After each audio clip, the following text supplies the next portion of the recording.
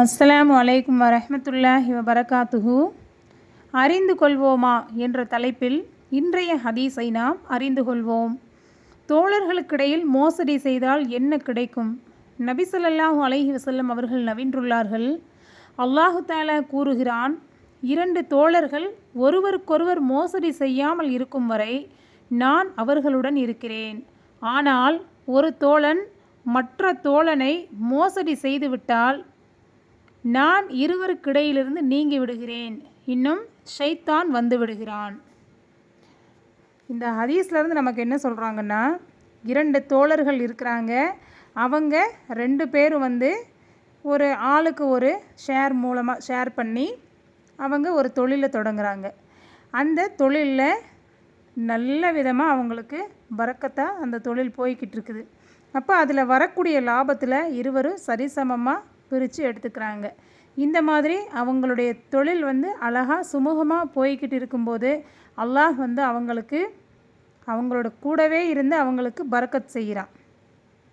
இதே அவங்களில் ஒரு தோழர் சரி நமக்கு இன்றைக்கி ஒரு நாள் லீவ் எடுத்துக்குவோம் அப்படின்னு சொல்லி ஏதாவது ஒரு காரணத்துக்காக அந்த தொழில் ஸ்தாபனத்துக்கு போகிறதுலேருந்து ஒரு லீவு போட்டுக்கிறாரு. அப்படி லீவு போடும்போது அன்னைக்கு ஒரு 10,000 ரூபாய்க்கு அதில் ஒரு வருமானம் வருது அப்படின்னா, இவர் மற்றொருவர் என்ன பண்ணணும், அதில் வரக்கூடியதை ஆளுக்கு 5,000 பிரித்து எடுத்துக்கிறது தான் சரியான ஒரு மோசடி இல்லாத ஒரு அந்த தொழிலுக்கு அழகு. ஆனால் அவர் அன்னைக்கு என்ன பண்ணுவார், அப்படி பண்ணுறாரு அப்படின்னா, இன்றைக்கி நாம் 7,500 ரூபா வச்சுக்குவோம், அவருக்கு ஒரு 2,500 ரூபாய் கொடுத்துடலாம். அவர் என்ன பார்த்துக்கிட்டா இருக்கிறாரு, நாம் தானே இதெல்லாம் பண்ணோம், அவராக பண்ணார், இது அவருக்கு தெரியவா போகுது அப்படின்னு சொல்லிட்டு அந்த தொழிலிருந்து அவர் அதிகப்படியான பணத்தை எடுக்க ஆரம்பிக்கிறார். அப்படி எடுக்க ஆரம்பிக்கும்போது அவருக்கு தெரியாதுன்னு மட்டும்தான் அவர் நினைக்கிறாரு. அதை அல்லாஹ் பார்த்துக்கிட்டு இருக்கிறான் அப்படிங்கிறத அவர் மறந்துடுறாரு. அப்போது அந்த இடத்துல அந்த தொழிலில் ஒரு மோசடி உருவாகுது. அப்படி மோசடி உருவாகும்போது அல்லாஹ் அந்த தொழிலுக்கு பரக்கத் செஞ்சுட்டு இருந்தான் பார்த்தீங்களா, அந்த பரக்கத் எடுபட்டு போயிடுது. அல்லாஹ்வே அந்த பொறுப்பிலிருந்து விலகி போயிடுறான். இந்த இடத்துல மோசடி நிலவுது அப்படின்னு சொல்லிட்டு இந்த மோசடி செய்கிற இடத்துல நாம் இருக்கக்கூடாதுன்னு சொல்லி அல்லாஹ்வே அந்த இடத்துலேருந்து விலகிறான். அல்லாஹ் விலகி போயிடும்போது அந்த இடத்துல யார் வந்துடுவான், ஷைத்தான் வந்துடுறான். ஷைத்தான் வந்துட்டாலே தொடர்ந்து என்ன ஆகும், ஒரே நஷ்டங்கள், சண்டை சச்சரவுகள் இந்த மாதிரி நிறைய வந்துக்கிட்டே இருக்கும் தொடர்ந்து.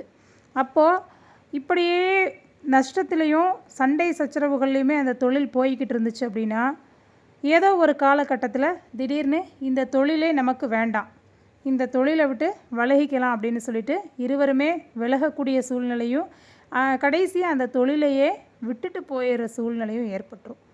அப்போது இந்த ஷைத்தான் எங்கேயெல்லாம் நுழையிறானோ அந்த இடத்துல இந்த மாதிரி கடைசியாக அந்த தொழிலே இல்லாமல் போகிற சூழல்லாம் உண்டாகுது.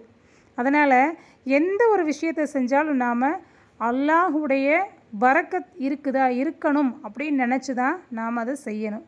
அதை விட்டுட்டு நம்ம மற்றவங்க பார்க்கறது இல்லைல்ல, அவங்களுக்கு தெரியாதில்ல அப்படின்னு சொல்லி அதை செய்கிறது எதுவுமே அது கெட்ட விஷயமாகவும், ரெண்டாவது மோசடியான செயல்களில் ஒன்றாவும் இருக்குது. நவுதுபில்லா, அல்லாஹ் இப்படிப்பட்ட மோசடியான செயலிருந்து நம்மை பாதுகாப்பானாக. ஆமீன் சொல்லுங்கள். இன்ஷா அல்லாஹ் இந்த மாதிரி வீடியோக்களை நான் உங்களுக்கு தொடர்ந்து ஒரு ஹதீஸ்களை போட்டுக்கிட்டு இருக்கேன். இந்த ஹதீஸ்களை நான் உங்களுக்கு நேரடியாக வீட்டில் சொல்ல முடியாது இல்லைங்களா, அதனால் இந்த மொபைல் மூலமாக நான் உங்களுக்கு சொல்கிறேன். இதை நீங்கள் அசால்ட்டாக யாருமே சரிவர பார்க்குறதே இல்லை. முதல்ல நிறைய பேர் பார்த்த அளவுக்கு இப்போ அதிகமாக யாரும் பார்க்குறதே இல்லை.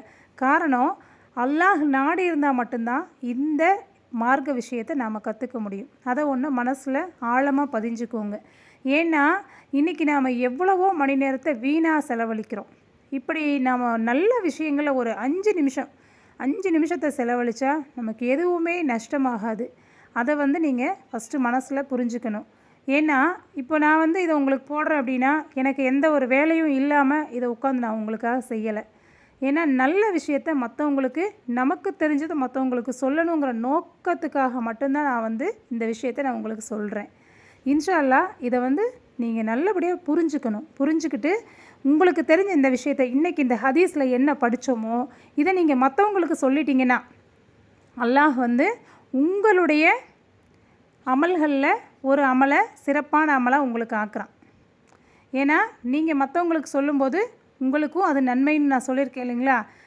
அந்த நன்மை வந்து உங்களுக்கு கிடைக்குது. அதனால் இன்ஷா அல்லாஹ் இந்த விஷயத்தை நீங்கள் கற்றுக்கிட்டு மற்றவங்களுக்கும் கற்றுக் கொடுங்க. இதுதான் வந்து இந்த ஹதீஸுடைய நோக்கமே. இந்த ஹதீஸ் நான் வந்து உங்களுக்கு போடுறதுடைய நோக்கமே. அதனால் முடிஞ்ச வரைக்கும் இந்த மாதிரி விஷயங்களில் நீங்கள் ஒரு அசால்ட்டாக இல்லாமல் இந்த ஹதீஸ் வந்துச்சு அப்படின்னா உடனே பாருங்கள், இன்றைக்கி என்ன விஷயம் வந்திருக்குது அப்படின்னு சொல்லி ஆர்வமாக எடுத்து பாருங்கள். நீங்கள் ஆர்வமாக பார்க்கும்போது மட்டும்தான் என்னால் இந்த விஷயத்தில் ஆர்வம் எடுத்து போட முடியும். ஏன்னா நல்ல விஷயத்தை செய்யும்போது ஷைத்தான் அந்த இடத்துல வரத்தான் செய்வான். அதனால் ஷைத்தானுக்கு இடம் கொடுக்காம நாம் இந்த நல்ல விஷயத்தை செய்கிறதுல ஆர்வம் காட்டணும். சரிங்களா? அதனால் வந்து இதை பார்த்து எல்லாத்துக்குமே ஷேர் பண்ணிவிடுங்க. ஏன்னா இதை நீங்கள் உட்காந்து விளக்கமாக எல்லாத்துக்கும் சொல்லிகிட்டு இருக்க முடியாது. அதனால் இதை கண்டிப்பாக ஷேர் பண்ணிவிடுங்க. அல்லாஹ் உங்களுக்கும் எனக்கும் கிருபை செய்வானாக. ஆமீன்.